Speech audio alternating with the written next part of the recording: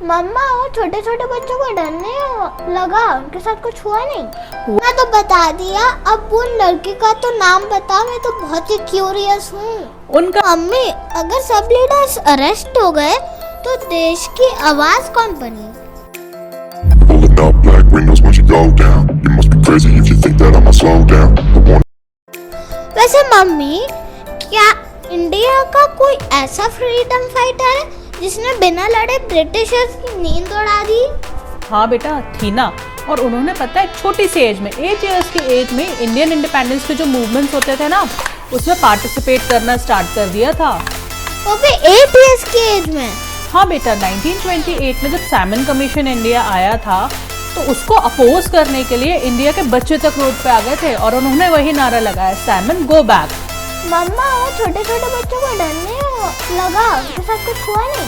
हुआ था ना बेटा, पुलिस ने पता है छोटे छोटे बच्चों पे लाठी चार्ज कर दी। और एक छोटी सी लड़की पता है झंडा लेके नीचे गिर गई थी। फिर वो गिर गई, उसको चोट नहीं लगी? चोट तो लगी होगी बेटा, बट बच्चों ने भी ठान लिया था कि हम हार नहीं मानेंगे। वो अपने पेरेंट्स के पास गए तो पता है उनके पेरेंट्स ने क्या किया, कुछ दिनों बाद उन बच्चों को प्रॉपर ट्राई कलर, हमारा जो तिरंगा के 3 कलर्स होते हैं ना, वो कलर्स के कपड़े पहना के रोड पे निकाल दिया। अच्छा, पता है क्या नारा लगा सकते हैं कि पुलिस लाठी चला सकती है लेकिन हमारा तिरंगा नहीं गिरा सकती। मैं तो बता दिया। अब उन लड़की का तो नाम बता, मैं तो बहुत ही क्यूरियस हूँ।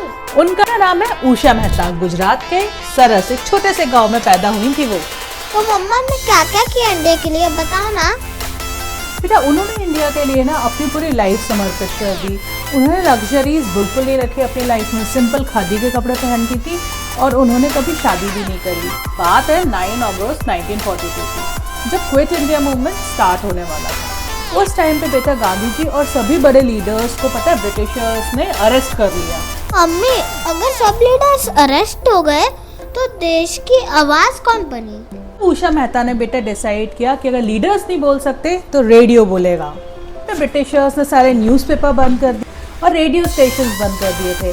तब उन्होंने चालू करा एक सीक्रेट रेडियो। सीक्रेट रेडियो मतलब सबसे छुपकर? हाँ बेटा, उन्होंने बनाया कांग्रेस सीक्रेट रेडियो। डेली पता है उस रेडियो की लोकेशन चेंज होती थी ताकि ब्रिटिशर्स ना उन्हें पकड़ ना सकें। अगस्त 1942 में पहली बार रेडियो में उनकी आवाज़ सुनाई दी। ये कांग्रेस रेडियो है 42.34 वेवलेंथ पर, इंडिया में कहीं से। मम्मी, उनकी आवाज तो पूरा देश सुन रहा था। टिशा, इस रेडियो पर ब्रिटिशर्स जो खबरें छुपा कर रखते थे ना, वो पूरे देश को पता चलती थी और इसी जो हमारे फ्रीडम फाइटर्स थे ना, उनके मैसेजेस भी सब तक पहुंचते थे। तो फिर ब्रिटिश का उन्हें कभी पकड़ नहीं पाए?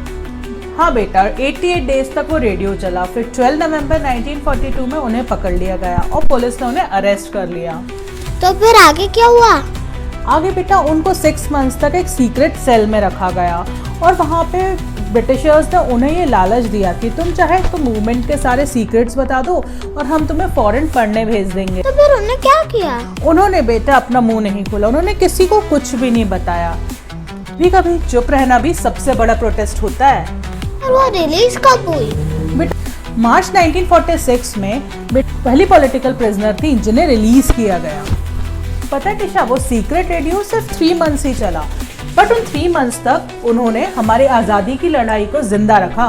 फिर मम्मा, फ्रीडम के बाद क्या हुआ? बेटा, फ्रीडम के बाद उन्होंने ना शोहरत मांगी ना अपनी पहचान मांगी। उन्होंने पॉलिटिक्स भी ज्वाइन नहीं करी। उन्होंने बेटा सोशल वर्क किया, फीमेल्स के लिए काम किया और बहुत सी बुक्स लिखी और कई जगह टीचिंग भी करी। 98 में बेटा उनके काम को सम्मानित करते हुए उन्हें पद्म विभूषण भी मिला। तो मम्मा, हम लोग इस स्टोरी से सीखते हैं कि हमको हमेशा ब्रेव रहना चाहिए और हमेशा गलत के लिए आवाज उठानी चाहिए। हाँ बेटा, सही बोल रहे हो आप।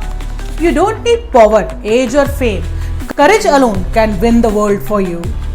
ये देश ऐसे ही नहीं बना, यहाँ हजारों कहानियां हैं, ऐसी कहानियां जो हमें सोचने पे मजबूर करती हैं। किसकी हिम्मत, किसकी कुर्बानी और की सोच के साथ लोगों ने इस देश को खड़ा किया है। इन सच्ची और अनसुनी कहानियों को ज़्यादा से ज़्यादा शेयर करिए और इस चैनल को सब्सक्राइब ज़रूर करिएगा। हम फिर मिलेंगे अनसंग हीरोज़ की अनसुनी कहानियों के साथ। Thank you. जय हिंद, जय भारत।